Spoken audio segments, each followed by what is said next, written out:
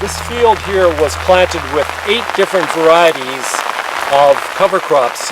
In this field we have planted oats and soba and daikon, like leaf daikon, not the daikon radish root, crimson clover, natane, and also hairy vetch and grain sorghum.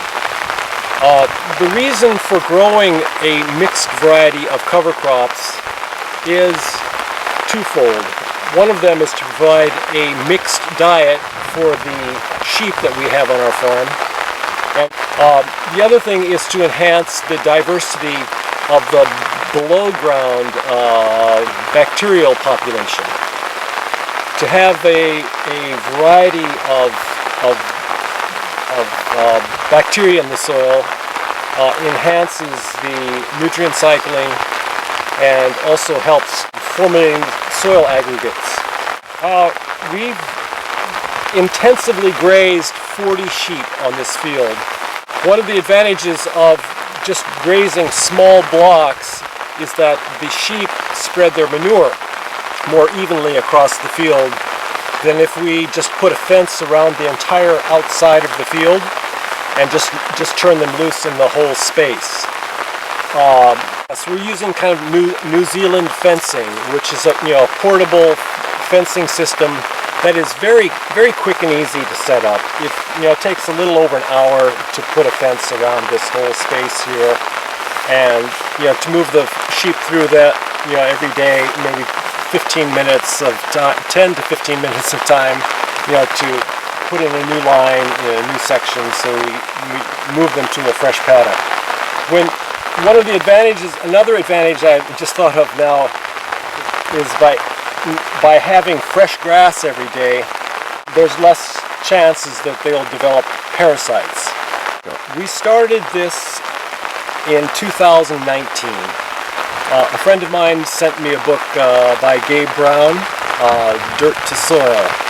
And after reading that book, I became convinced that this is going to be the future of agriculture, not only in Japan, but around the world. So I decided at that point that I'm going to commit the entire farm to moving towards regenerative agriculture. Organic agriculture in modern-day Japan.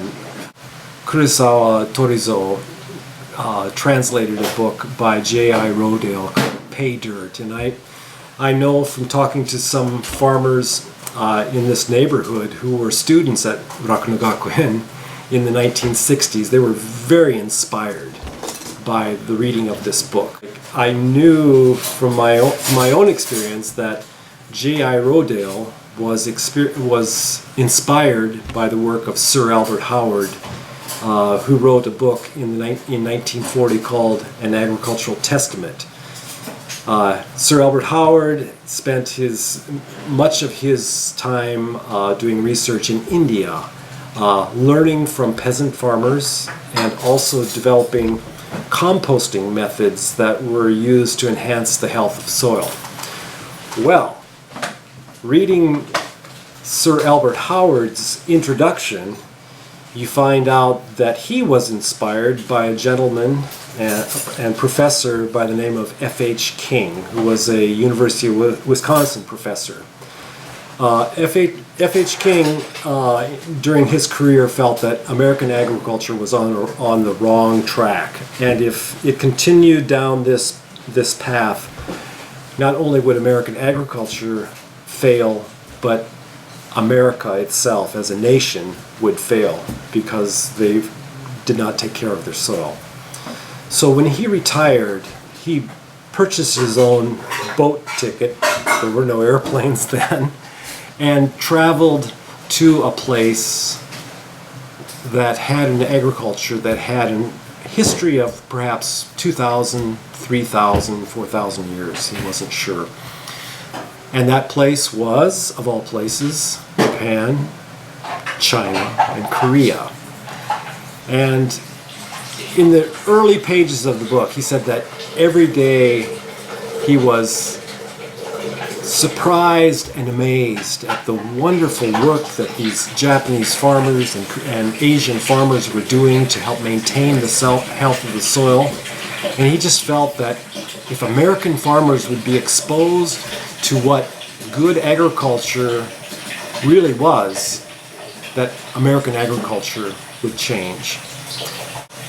The last chapter of his book, A Message from Japan to the World. Unfortunately, he was unable to write that chapter because he passed away before he had the opportunity to write that.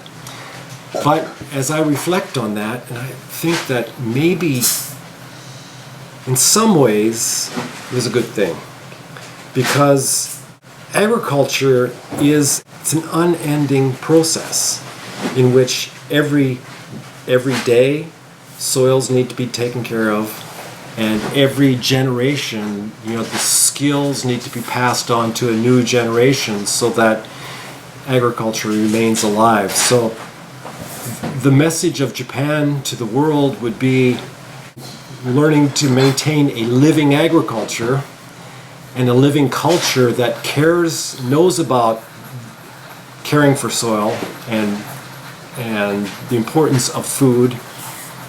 That would be the message. That would be the message.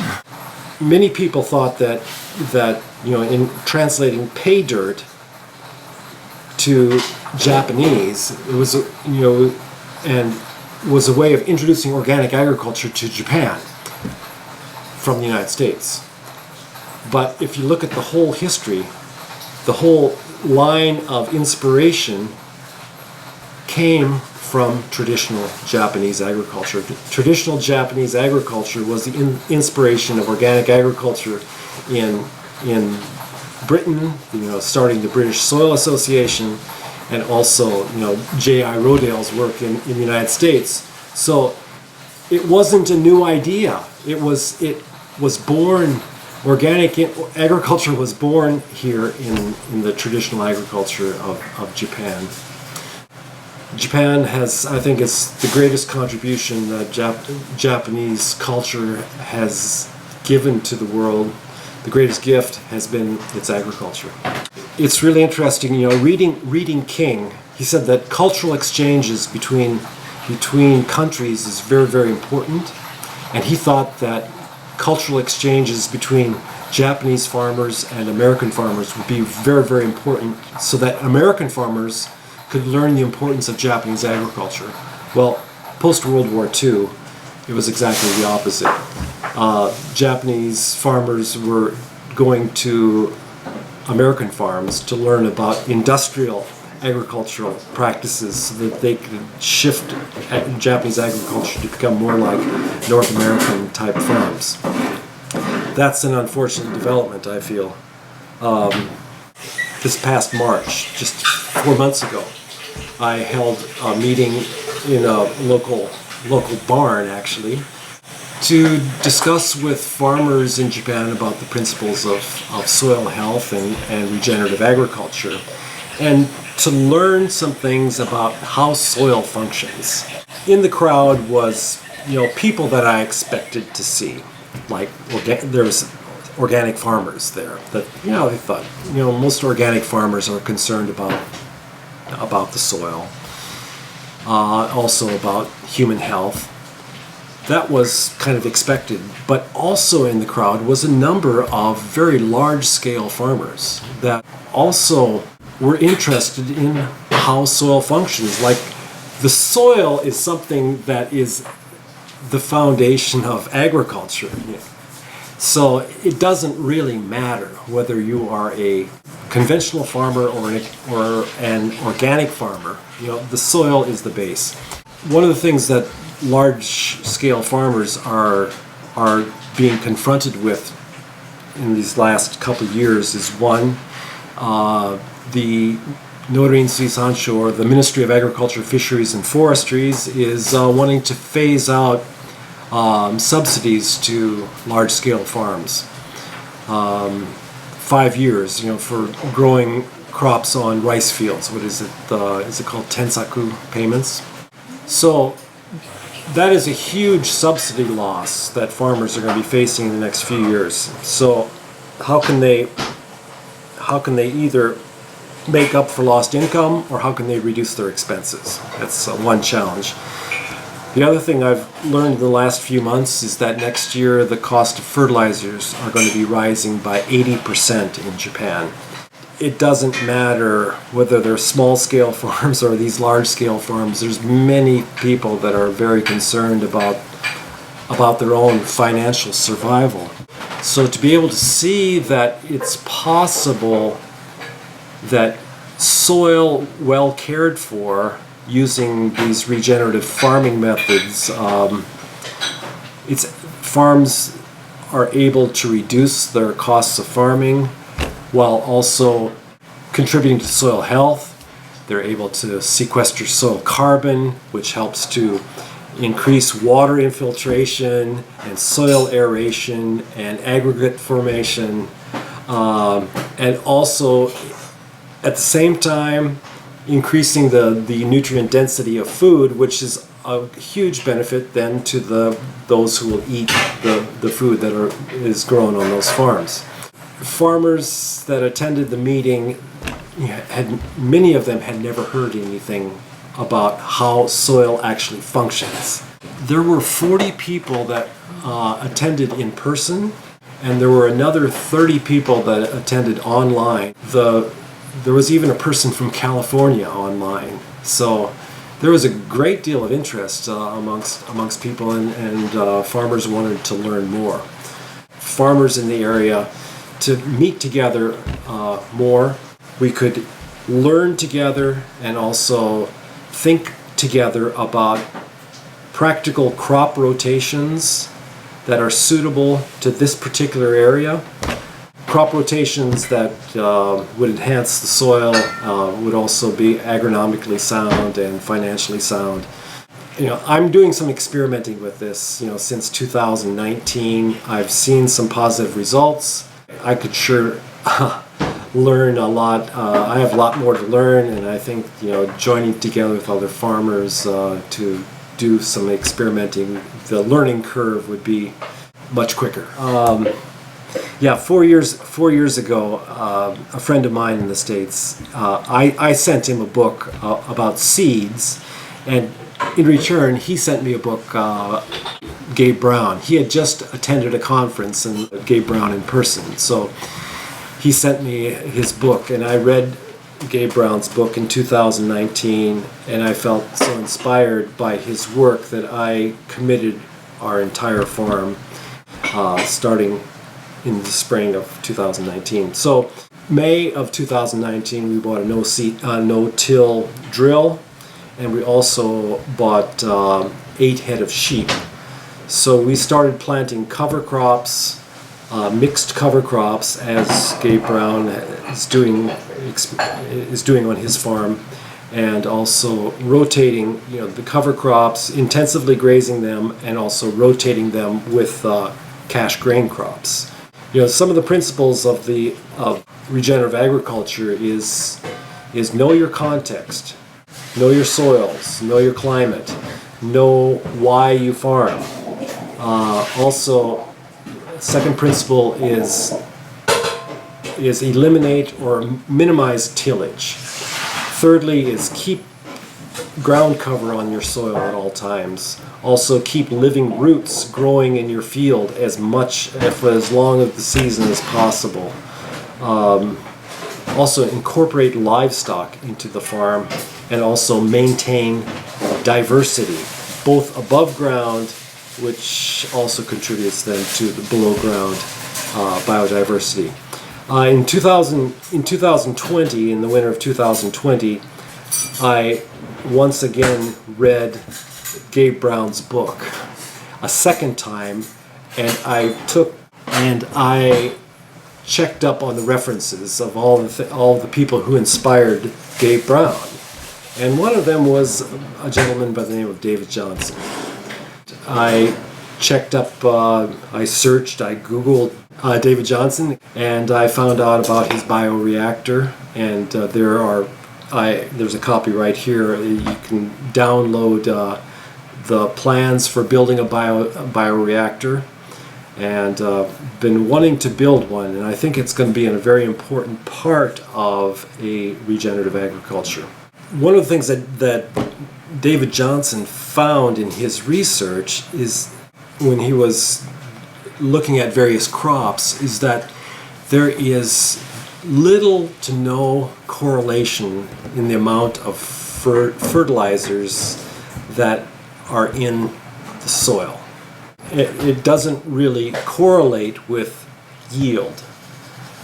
What he found a correlation between was between fungi and bacteria. Most soils, he found in his experience, even amongst organic farms, there's a very high bacteria content, but the fungal populations are extremely low.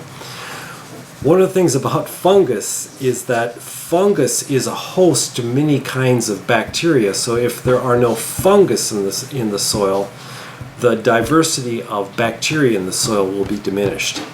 Also, the fungus serves many different purposes. It can serve as a vector for exchanging genes between plants, water, nutrients.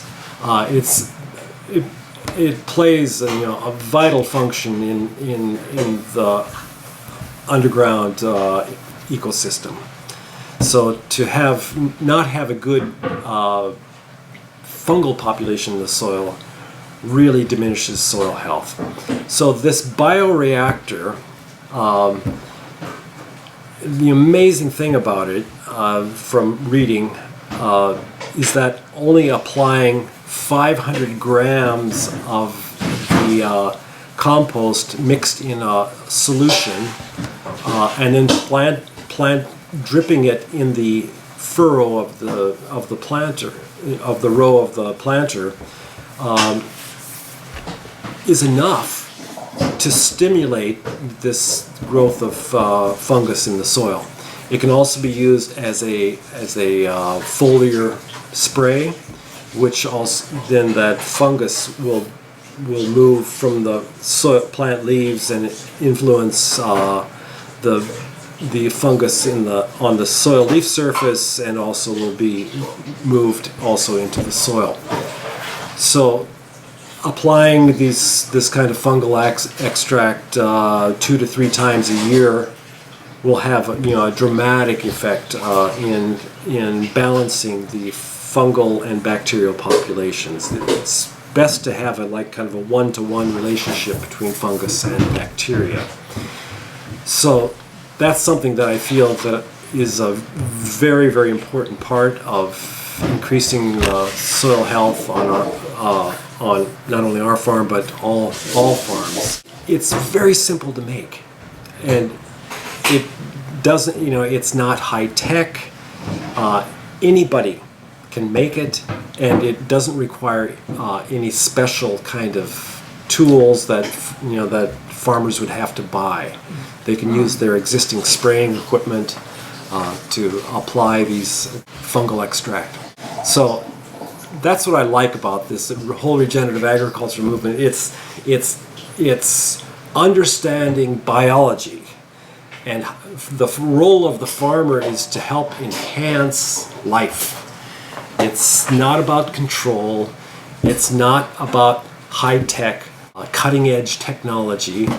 It's understanding the human place in nature and understanding how nature works. It's just a joy, and also it's just a wonderful feeling to feel that I'm a part of this whole big world of life. I don't know much. I'm not an expert on the Roundup, but Christine Jones has mentioned that phosphate fertilizer has a significant impact on mycorrhizal fungi. In her experience, she's saying that there are very few, if any, soils in the world that do not have adequate supplies of phosphorus in the soil. Phosphorus is very quickly tied up in the soil and made unavailable. But if there is an adequate biological quorum of bacteria and fungi in the soil, it's able to break that fungi loose in the soil and make it available to plants. So what she has often said in her presentations is that the kind of inputs that farmers are using in agriculture today are a substitute for biological life. So if that is true, if farmers can understand how to enhance soil biology, well, then we can eliminate or significantly reduce our dependence upon purchased chemical inputs. 私たちはメノビレッジを1995年に始めたんですけれども、そもそもその2人とも農業が好きで農業がやりたかったというよりは、もっとこう人がつながり合って思いやりが通うような社会っていうものを願っていたんですね。それで食べ物っていうどの人にも必要なものを間に置けばどんな立場の人とでもつながれるんじゃないかっていうそういう思いで、農業をやろうと思いました。コミュニティサポーティドアグリカルチャーっていう形で私たちは地域で支え合う農業って訳してたんですけれども、1996年から2014年まで私たちは毎年取り組んできていました。80件の会員さんがいたんですけれども、その家族が食べるものを定期的に届けられるように何をいつ植えるとかそういうのを計画して毎回 10種類から15種類ぐらいの野菜をセットにして各家庭に届けたり、畑に取りに来てもらったりっていう形で続けてきたんです。メノビレッジという農場の中で、そしてそれを食べてくれる人たちとのつながりの中で双方が幸せでってそれだけではないなっていう、なんかこの社会がどんどん変化していく中でそことの関わりとかつながりとかっていうものを、もう一回考え直すっていうようなことがあって、コロナ禍があったりロシアとウクライナの戦争が起こったりとかっていういろいろな社会の変化の中でやっぱり私たちにとってここの暮らしの一番の安心は大地があるっていうことだなっていうのを、折に触れてよく話すんですけど、お金がなかったり将来が不安だったりっていうのはみんな同じだけれど、大地があって太陽が顔を出せばその光合成が起こって食べ物が育つっていうそこへの安心感っていうのをすごく感じたので、それをもっといろんな人に知ってほしいというか、安心のある暮らしをもっと広げられないかなっていうふうに考えました。どういう形でやっていけるかなって思った時に、じゃあ食べる人たちが畑にやってきて、そして自分たちが食べるものを自分たちで収穫をして、で植物の根だとか小さい生き物たちが本当に自分たちの持てる力を出し合ってその場の環境を良くしようとして働き合ってる。これが生き物の在り方だとしたら、人だってそういうふうに生きることができるんじゃないか。人の社会もそういうものを共有して土台として作っていくことができるんじゃないかっていうふうに感じています。なんかやっていてワクワクするし、 CSA はコミュニティシェアードアグリカルチャーっていうふうに地域で分かち合う農業っていうふうな名前にして今年から運営しています。